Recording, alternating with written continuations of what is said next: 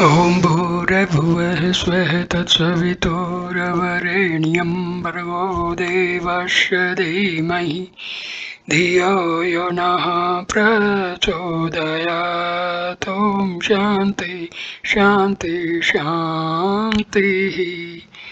Namaskar my dear friends, this is video number 6 on the wonders of bioelectricity in human beings. This video starts with benefits of interaction with virtuous persons. The idiosphere of each individual exercises an influence on the character, behavior, and temperament of the other persons coming in contact. Consequences of keeping good or bad company are well known. Living in the company of bad people, one adopts their addictions, mannerism, whereas association with virtuous persons reforms an immoral individual. Man builds an idiosphere of bioelectric charges around his body, conforming his values and state of physical health. As the fragrance of a flower diffusing around it is caught by the respiratory organs of people entering the field of fragrance, the particles of various human ionospheres are being incessantly mutually absorbed by individuals entering each other's field. As discussed earlier, this interaction is also a factor responsible for contagious and infectious diseases. Medical science tells about the presence of virus and bacteria around a sick person and advises healthy persons to avoid their close vicinity. While treating a patient, the doctors too are very cautious about catching infections and take care of their personal cleanliness and sterilization of instruments. Nevertheless, today the conception of contagion and infection on account of contact with diseased persons needs a different interpretation. Significant characteristics of all living beings are their sensory organs of locomotion, eyes, mouth, etc. These do not exist in what we call germs and bacteria. In color, form or shape too, the latter are not comparable to any living species. The modalities of spreading of diseases such as epidemics are not convincingly established. Why are the disease-producing microorganisms selective in choosing their victims? We still do not fully know why some persons become sick in a healthy environment without coming in contact with any diseased person, whereas there are many who remain immune to sickness in the worst infected environment. We find the members of hospital establishment rarely falling sick. Many social workers helping people during epidemics to continue to remain healthy. If bacteria and virus were animate beings like worms, these would not spare anyone like ants and worms. They would creep into each and everybody. Within the confines of a home, a sick family member does not make everyone sick. It is seen that people with strong willpower or physically and mentally vigorous, courageous, bold persons who are not afraid of falling sick most often remain resistant to diseases even in the seasons and areas sensitive to virus attacks, whereas those who are timid and apprehensive become an easy victim. Why should this happen? This cannot be explained even by any hypothesis in genetics. There also are many methods of healing defying explanation by modern medical science. For example, how do faith healing, Reiki, pranic healing, distant healing, autosuggestion, etc. work. What is the explanation for the placebo effect? As a matter of fact, the so-called microorganisms are like particles or microfields of bioelectricity having positive and negative polarity. The bioelectrical charge of foreboding persons attract these particles, whereas those of fearlessness repels them and serves as an insulated shield for protection against infection and disease. It may be erroneous to assume that only diseased persons are carriers of germs of diseases. As water keeps on evaporating all around us, the bioelectric particles from the ionospheres of all living beings also continuously diffuse around, irrespective of the health of the individual. Since the members of some subhuman species of the animal world do not possess the insulating shield of strong will, they are always influenced by the bioelectric field of the environment around them. For example, naturally aggressive and violent animals like tigers to behave timidly in the area around hermitage of a holy man. Man, on the other hand, is blessed by God with tremendous power of will. Unless voluntarily desired, he cannot be influenced by an alien environment contrary to his temperament. Man has the freedom to accept or reject anything as he likes.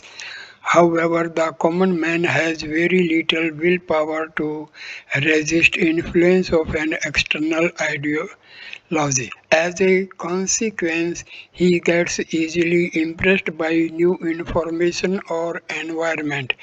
However, if one is unable to comprehend anything about the latter, or in spite of understanding is capable of resisting the influence firmly, the new environment has little impact on him.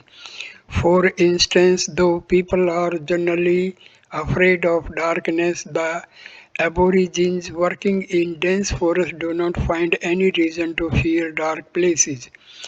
Overcoming fear of darkness, a strong-willed person who can move about in pitch-dark places. Powerful ideologies do not always influence the minds of weak-willed, wild or stubborn persons. Doctrines of Mahatma Gandhi changed the life of numerous individuals but did not have any impact on the many labored and ignorant persons living in his company. Many amongst his strong opponents too remained impervious to his great ideologies, though their personalities were inferior to him in every respect. Amongst these was one of his own sons. The foregoing discussion is meant to explain that either on account of total ignorance and inert level of bioelectricity or because of a strong will and powerful bioenergy, one may remain uninfluenced by bioelectric fields of other persons. However, with very few exceptions in a million, the common man remains vulnerable to external influences. Minds of children are neither completely devoid of knowledge and experience, since at that tender age the traits brought forward from previous births are not totally subdued by new experiences, nor do they have a developed strong will to resist impressions of new environments. Consequently, their personalities get invariably molded according to the company of associated people. However, here too there are a few exceptions where the character and temperament of a child is found contrary to those of the parents and people around him or her. It should be taken as a consequence of some extraordinary traits brought forward from previous births. Barring the exceptions, the majority of people get influenced by the company they get associated with.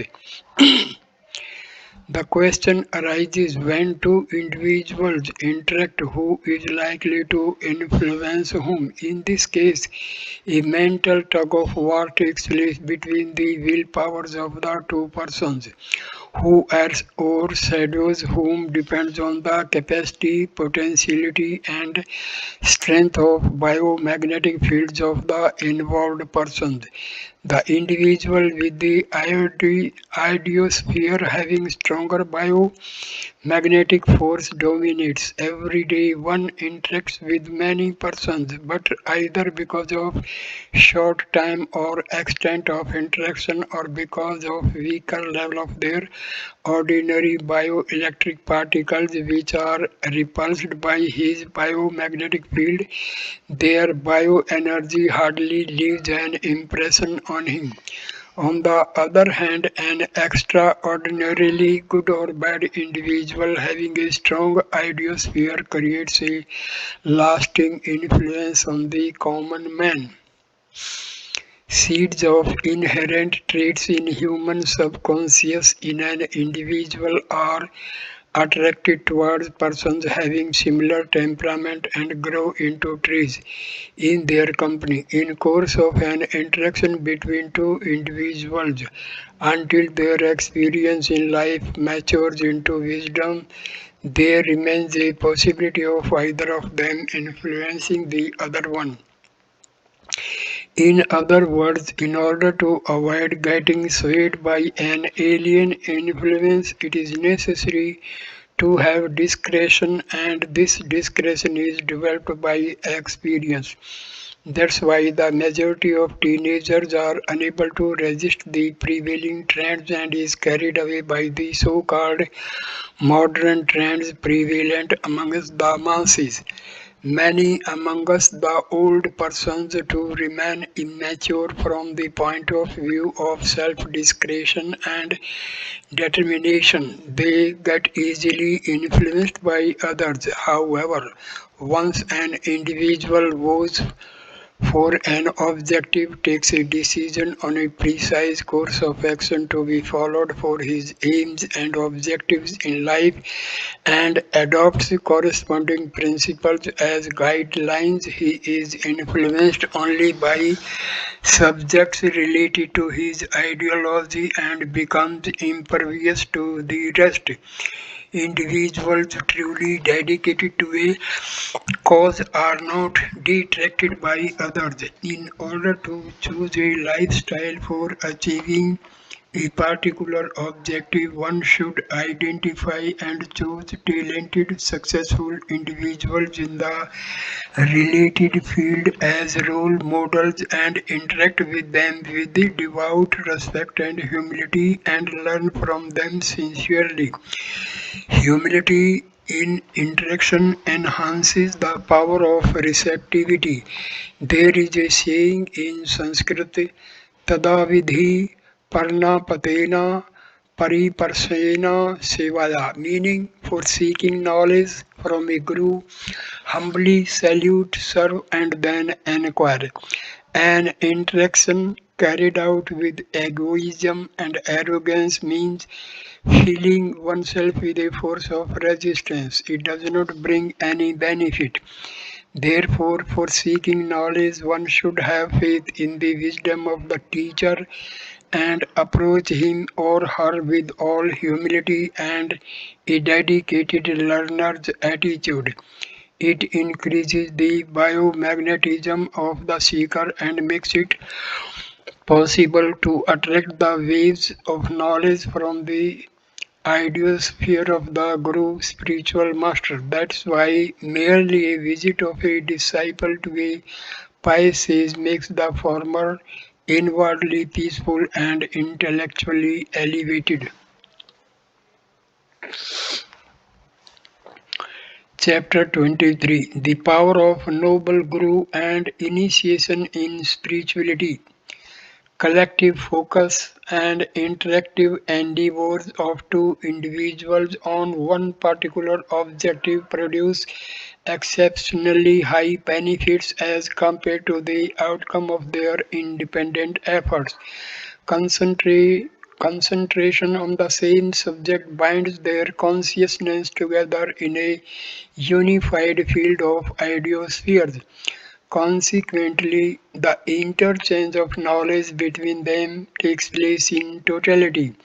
Each one gets the advantage of the cumulative experience of the other person. The information goes to great depth in the subconscious of the interacting person.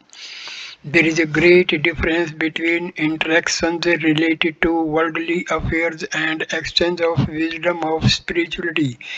The realm of education pertaining to ordinary activities in the world and social relationships remains confined only to reactions at the superficial level of intellect.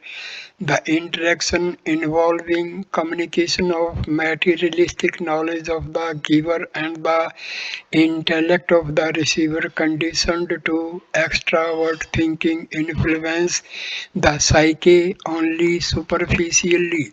Though the sincerely given and acquired knowledge becomes firmly rooted in mind, its effect on man is not as profound as the extrasensorily transmitted wisdom of spirituality.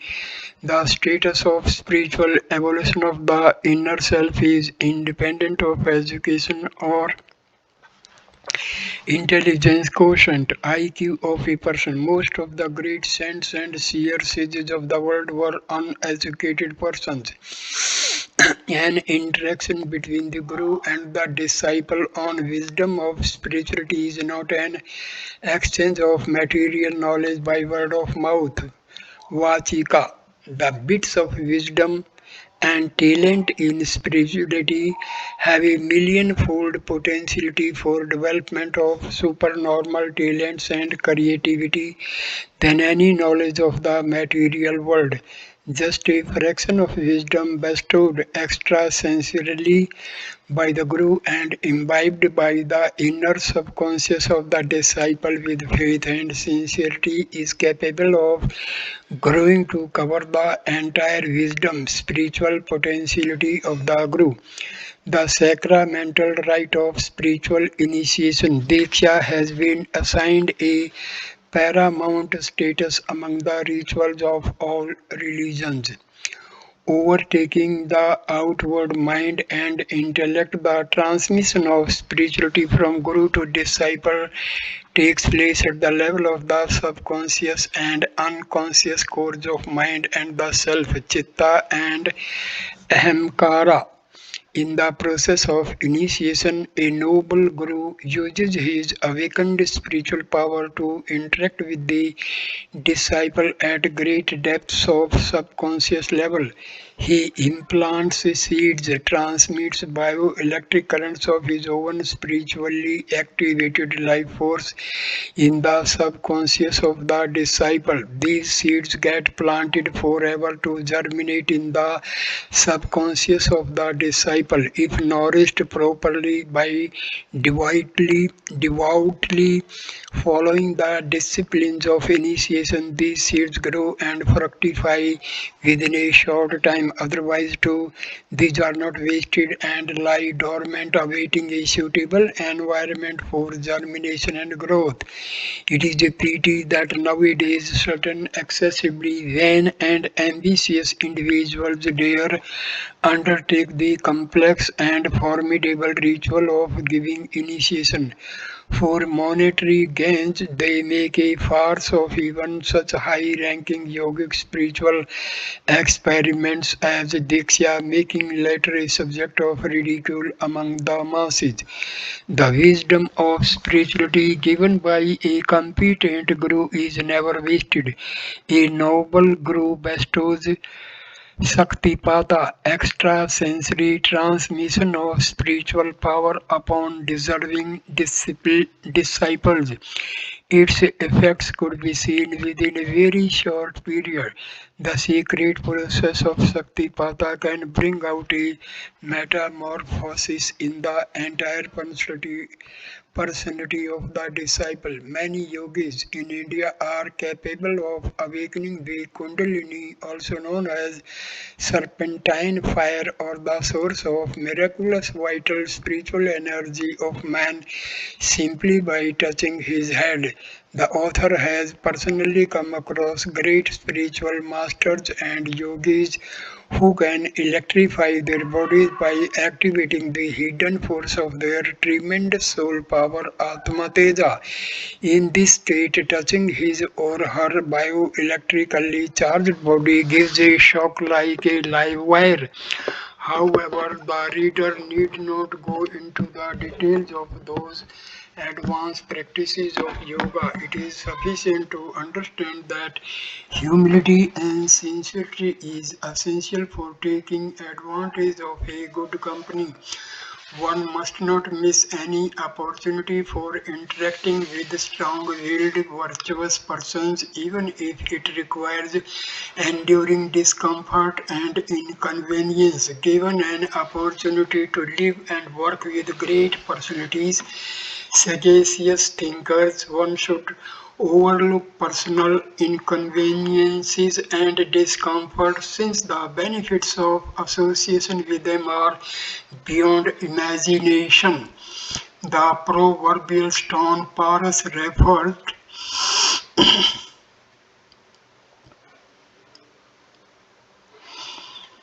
to in the allegoric scriptures mythology is believed to possess the Midas touch. It is said that any metal touched by Paras changes into gold. Such a stone, even if it exists somewhere, would make one only wealthy in this world, but the benefits of interaction with an evolved soul are far beyond, to the extent of enabling a common man communicate with God.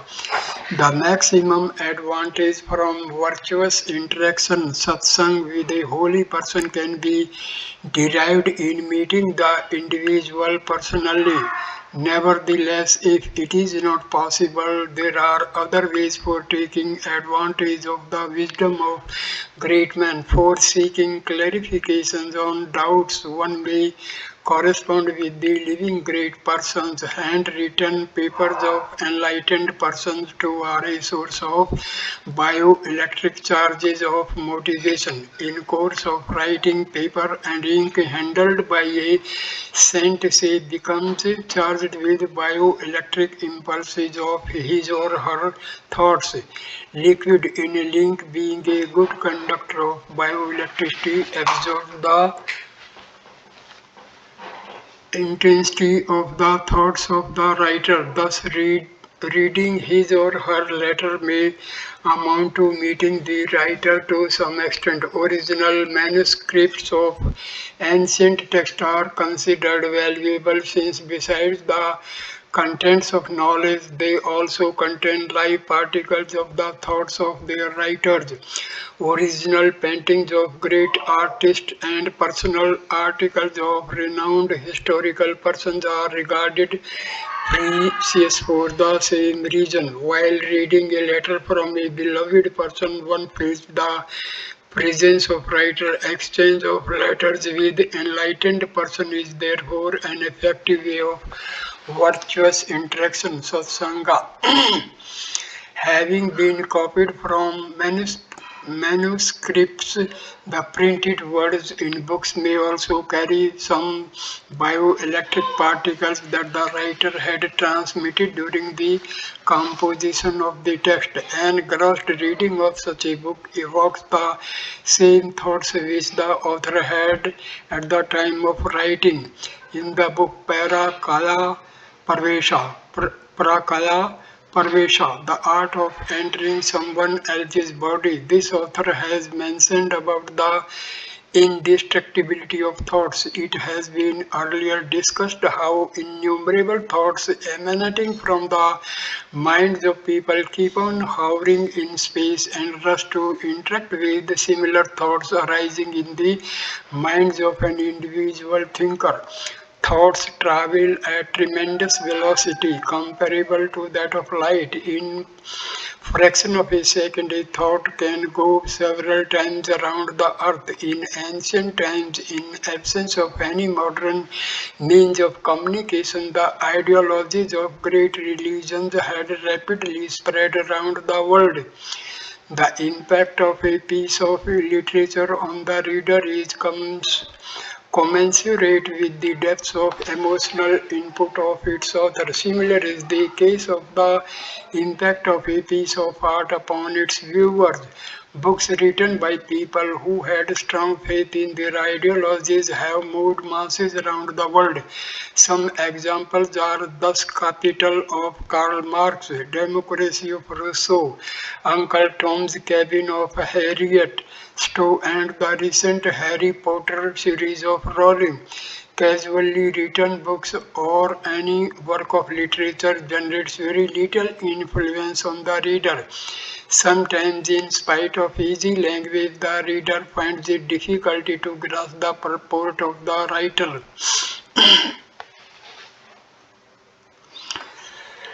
Lovers of books are advised to read only those books which contain authentic information or thoughts conveyed by experienced writers.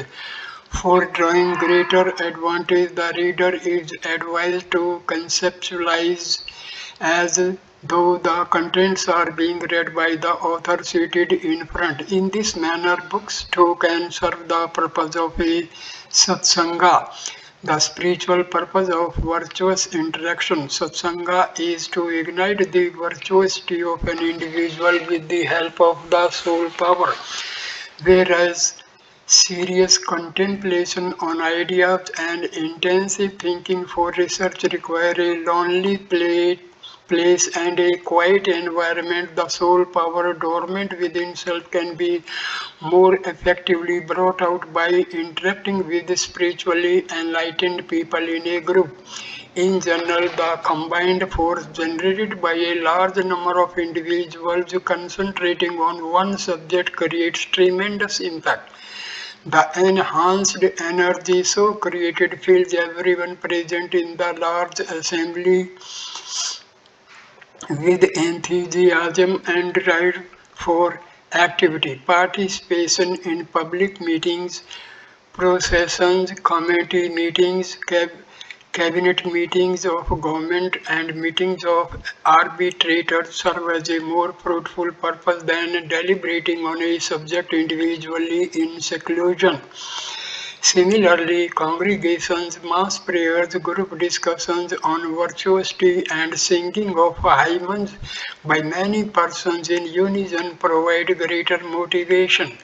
However, it is to be kept in mind that participation in such gathering is only a preliminary step towards the goal. For reaching the core of the subject and grasping its fundamentals,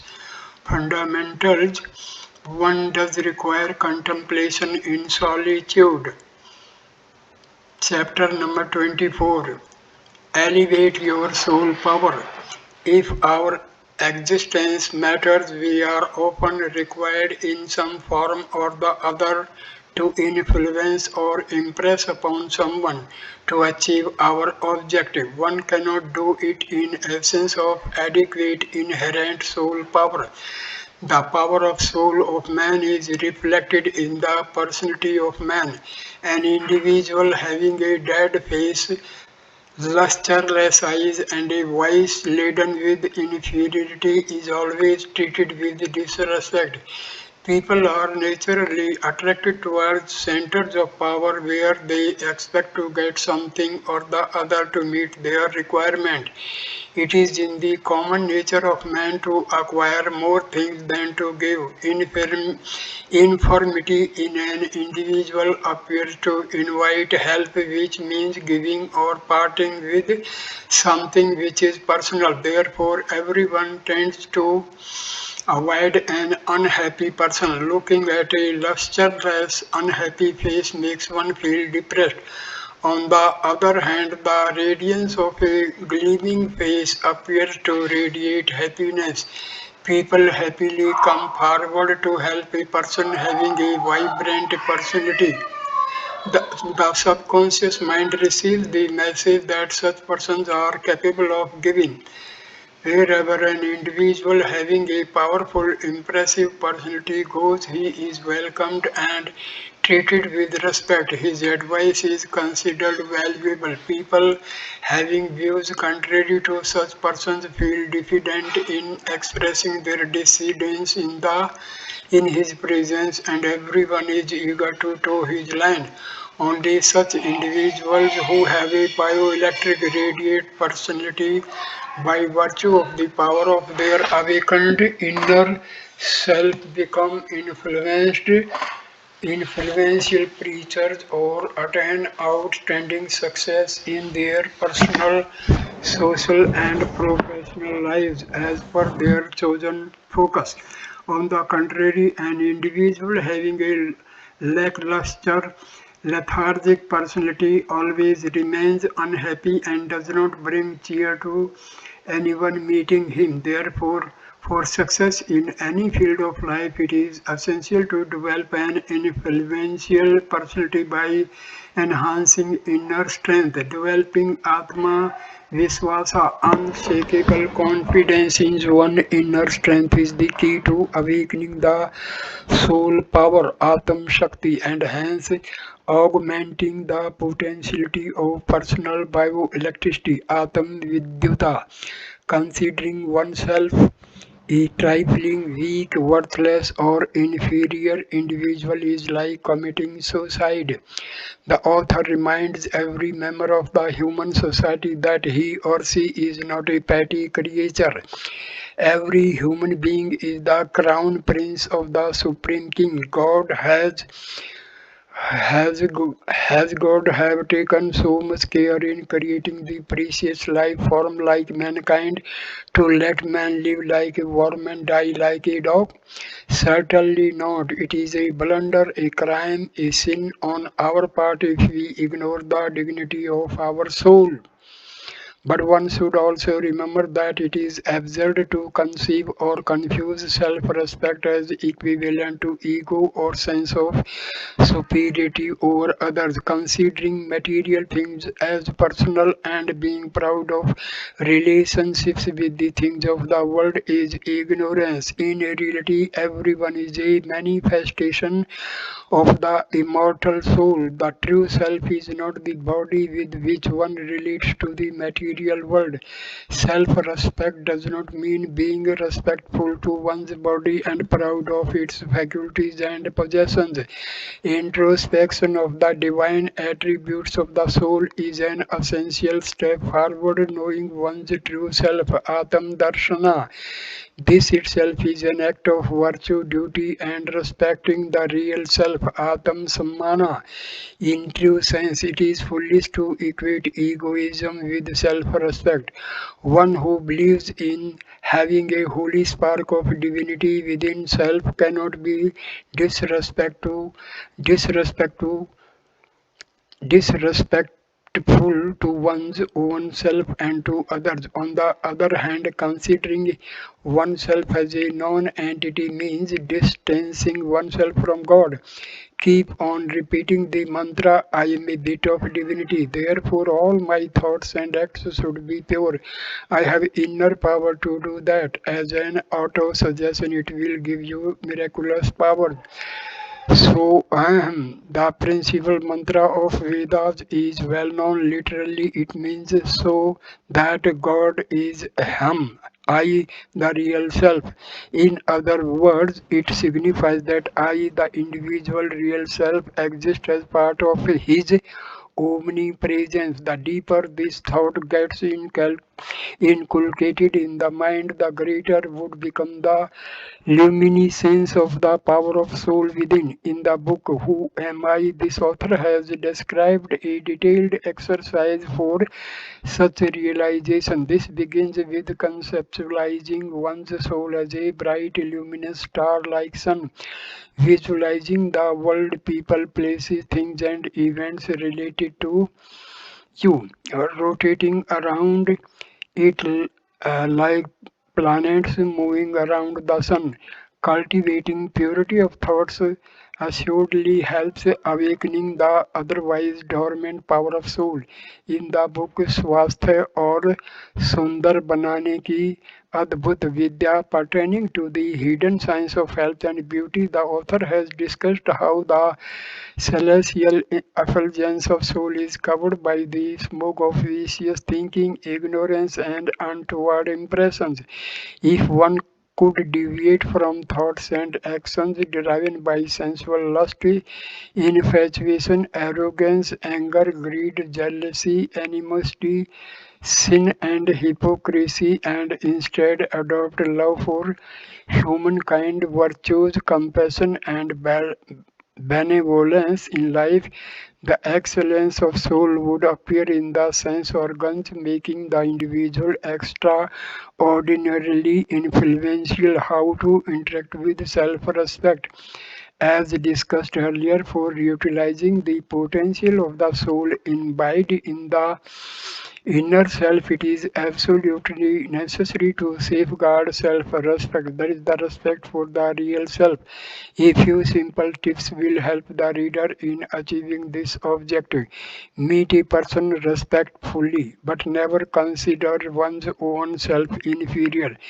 Be humble while talking, but do not adopt a niggling attitude. While meeting a person, take a seat commensurate with your status. Taking a back seat or sitting at a lower level, even when the front ones are available, should be avoided. Do not address a person with highly adulatory words. Use a normal, respectful expression. Talking cheerfully with a slight smile on face creates a good impression. A little smile on the face enables the facial muscles to draw biomagnetic energy to the face, making it more attractive and impressive. Besides, biomagnetizing the lips and cheeks, a large part of this energy enters the eyes, making these sparkle. Scientists have yet to comprehend fully the factors responsible for the natural power of attraction of a smiling or laughing face. Nevertheless, it has been established that while smiling or laughing, the facial muscles accumulate much more energy, creating an instant soothing impression on the onlooker than what the normal expression of the same face would do. The appearance of this extraordinary energy on face also has a beneficial effect on circulation of blood and nervous system of body. Hence, while meeting a person for some important purpose, one should not appear morose but be cheerful and relaxed. For equality of terms, one should not interact timid, timidly. Look softly into the eyes of the other person. Staring arrogantly into someone's eyes creates a bad impression. On the other hand, one can sufficiently influence others by talking easily and dispassionately and looking into the eyes of others with self-confidence. But it must be remembered that nothing should be artificial or imposing. Imposing all these suggested acts and mannerisms should be natural. For this, it is essential that one refines and dignifies one's qualities and conduct worth the glory of soul. So here ends this video and the complete